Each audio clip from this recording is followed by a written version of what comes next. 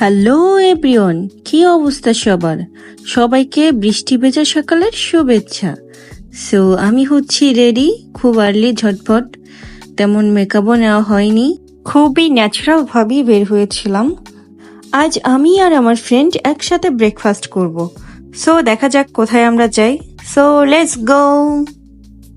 বলতে বলতে এখন এসেছি কোনাবাড়ি, আর কোনাবাড়ি থেকে আমবাগ রোডে যাচ্ছি, আর রোডে থেকে যাব এখন হচ্ছে নসের মার্কেট। দেন নসের মার্কেট যাওয়ার পরে আমরা যাব হচ্ছে কাজীপাড়া। সো আমরা কাজীপাড়ার দিকে যাচ্ছি আর এসেও পড়েছি। আর সামনেই যে একটা রেস্টুরেন্ট দেখছেন, ওটাতেই আমরা এখন যাব। তো আমার ফ্রেন্ড বলতে বলতে সে আগে ঢুকে গেল। রেস্টুরেন্টের স্পেস ছোট হলেও দেখতে সুন্দর ছিল, আর এখানে রুফটপে বসার ব্যবস্থা ছিল।